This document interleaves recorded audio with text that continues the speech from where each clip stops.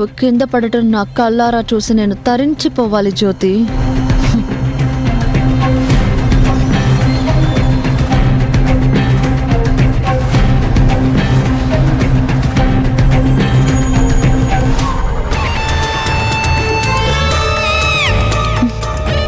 ఇదేంటి ఇంకా బయటకు రాలేదు?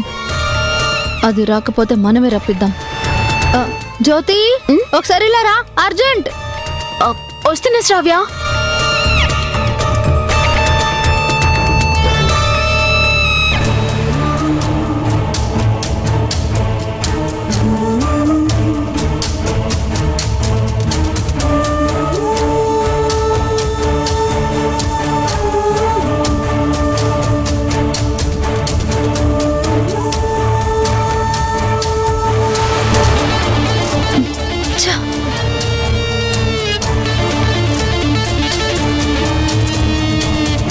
దీనికి లక్క ఫెవిస్టిక్ లా పట్టుకున్నట్టుంది. అయినా వదలను. ఈసారి మిస్ అవ్వకుండా మళ్ళీ ఆయిల్ పోస్తాను.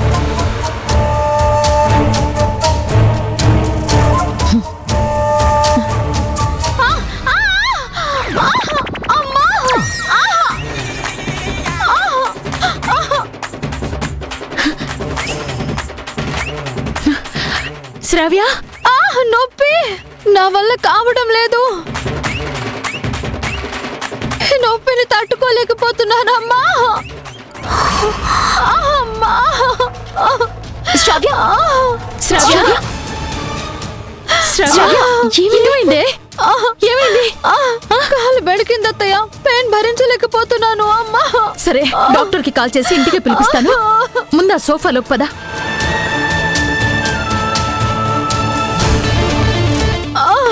ఏంటలా చూస్తూ నిలబడ్డావు? సాయం పట్టు. అలాగే. శ్రావ్య, లే, మెల్లగా లే. శ్రావ్య, శ్రావ్య, నా వల్ల కావడం లేదత్తయ్య, నేను నడవలేను అమ్మా. రే రాజీవ్, శ్రావ్య నెత్తుకుని తీసుకెళ్ళి సోఫాలో కూర్చోబెట్రా. నేనెత్తుకెళ్ళడం ఏంటమ్మా? తననే కాస్త ఓపిక చేసుకొని నడవమను. కాలు కొంచెం కూడా నిలబడనివ్వడం లేదత్తయ్య. విన్నావు కదా, నీకేరా చెప్పేది. కొద్దిగా సాయం పట్టి సోఫాలో కూర్చోబెట్టు.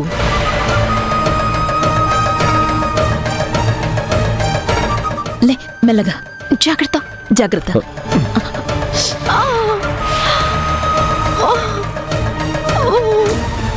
ఈ జ్యోతి కాలు విరగొడదామని ప్లాన్ చేసి నా కాలే విరిచేసుకున్నాను. కర్మ. అమ్మో, నొప్పి.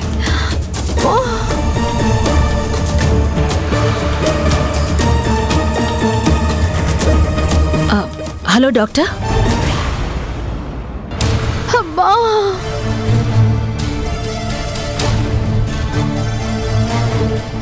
నీ నొప్పి నా వల్ల కావడం లేదు. నరకం కనిపిస్తోందమ్మా. శ్రావ్య నొప్పితో అలా అవస్థలు పడుతూ ఉంటే చూస్తూ నిలబడతావేంటి? చెప్తే తప్ప ఏ పని చేయవా నువ్వు? పోయి బామ్ తీసుకొని రాపో. సరే అత్తయ్య.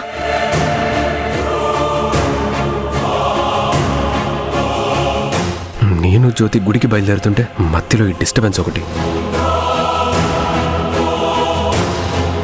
అయినా ఎప్పుడు నువ్వు కళ్ళు నెత్తి మీద పెట్టుకొని నడుస్తావెందుకే? కిందకు చూసి నడవలేవా? నడిచే చోటు దగ్గర ఆయిల్ వంపేస్తుంటుందని నాకేం తెలుసు అత్తయ్య. హడావిడిగా వస్తూ చూసుకోకుండా ఆయిల్ మీద కాలేసి జారాను. అక్కడ నూనె పోయడానికి జ్యోతికి వేరే పనే లేదనుకుంటున్నావా? నువ్వు జారిపడ ఆ నెపాన్ని జ్యోతి మీద వేయాలని ట్రై చేయకు.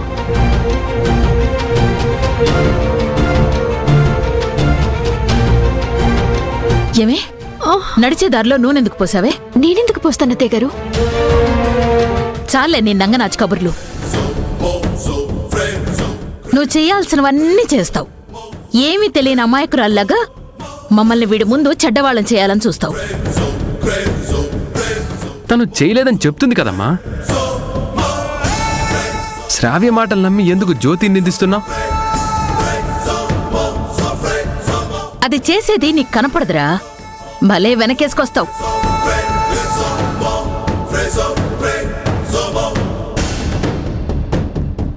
ఎందుకే అలా నిలబడ్డావు? శ్రావ్య కాలికి బాంబ్ రాయి.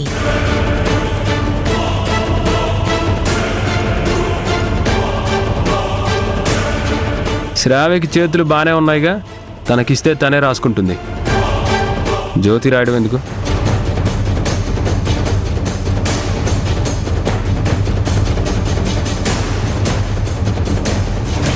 హలో మాధవి గారు. హలో డాక్టర్ గారు, రండి.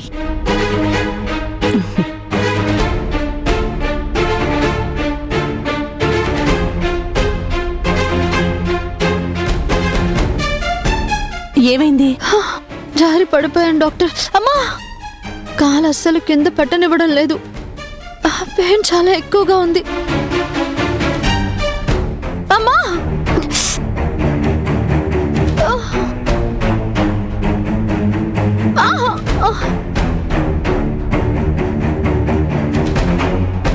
ఒకసారి మీ ఫింగర్స్ కదిలించండి.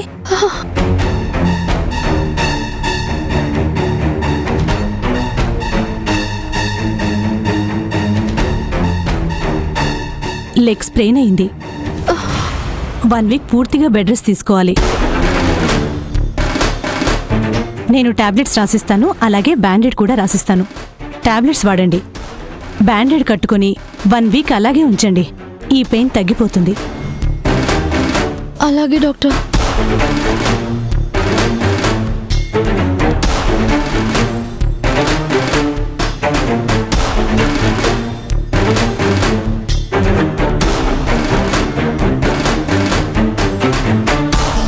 ఈ లిస్ట్లో ఉన్నవి త్వరగా తెప్పించండి మాధవి గారు, త్వరగా తగ్గిపోతుంది. సరేనండి. డాక్టర్, కాళ్ళ మీద ఎక్కువ స్ట్రెయిన్ పడకుండా మెల్లిగా నడవచ్చా? ఛాన్సే లేదు. బెడ్ రెస్ట్ తీసుకుంటేనే పూర్తిగా నయమవుతుంది. నేను బయలుదేరుతాను మాధవి గారు. సరే డాక్టర్. అలాగే. ఆ, ఏదైనా అవసరమైతే నేను మీకు కాల్ చేస్తాను. ఎనీ టైం చేయండి.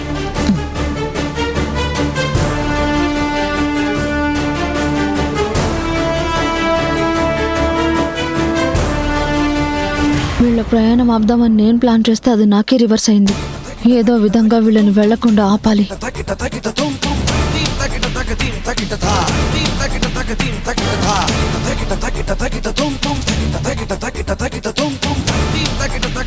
ఏయ్, ఎందుకు నన్ను చూసి నవ్వుతున్నావు? వారం రోజులు కదలకుండా బెడ్ మీద పడ్డానా? నేనెప్పుడు నవ్వాను శ్రావ్య? నువ్వు నవ్వినా నవ్వుతావే, అలాంటి దానివే.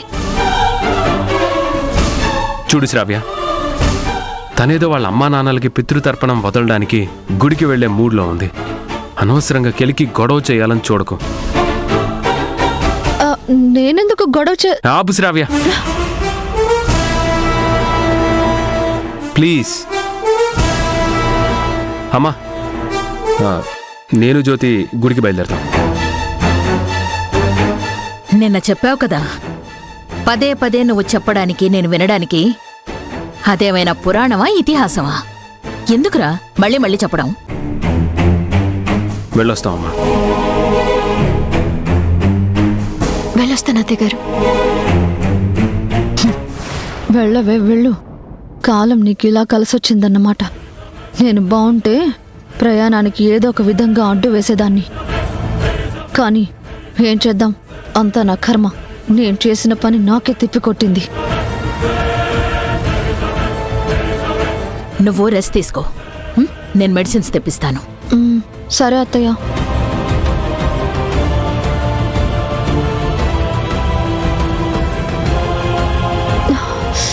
అబ్బా,